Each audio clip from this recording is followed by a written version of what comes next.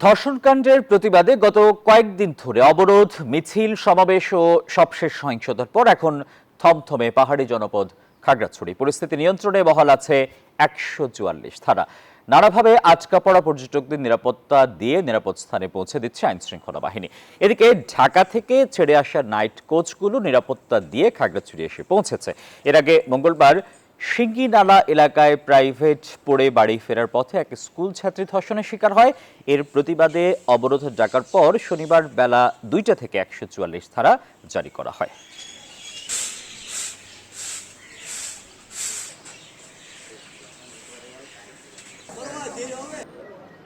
ধন্যবাদ আসিফ ভাইকে। এখানে খাগড়াছড়িতে এখনো পর্যন্ত ১৪৪ ধারা এখনো জারি বলবৎ রয়েছে। বিশেষ করে খাগড়াছড়ি সদর উপজেলা, পৌরসভা এবং গুইমারা উপজেলা, এই তিনটি জায়গায় ১৪৪ ধারা বলবৎ আছে।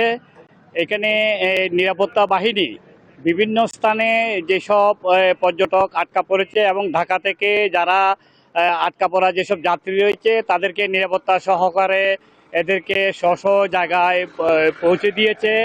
আমি যেখানে দাঁড়িয়ে আছি একটু শাপলা চত্বর, এখানে নিরাপত্তা বাহিনী বিশেষ করে পুলিশ, আর্ম পুলিশ থেকে শুরু করে সেনাবাহিনী, বিজিবি এরা কঠোর অবস্থানে রয়েছে।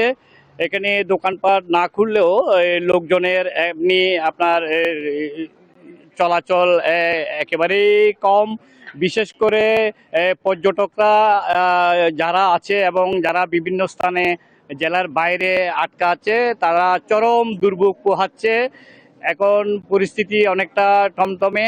এখানে গতকাল আপনার পার্বত্য উপদেষ্টা আইন শৃঙ্খলার একটা মিটিং করেছে। এই সভায় উনি স্পষ্ট করে বলেছেন, আন্দোলনের নামে যারা নির্বাচনকে বানচাল করতে চায় আমরা তাদের বিরুদ্ধে কঠোর অবস্থানে থাকব।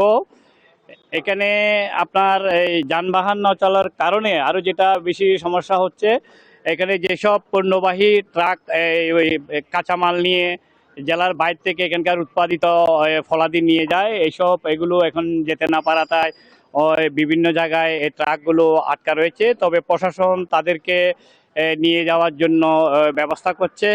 খাগড়াছড়ির এই শাপলা চত্বর থেকে আমার এই ১৪৪ ধারা এবং বর্তমান পরিস্থিতির ছিল সর্বশেষ খবরেই। বান্ডেল থাকলে প্রতি সেনমানিতে টাকা বাঁচবে। বিকাশ সেনমানি বান্ডেল কিনে জিতুন প্রতি লেনদেনে।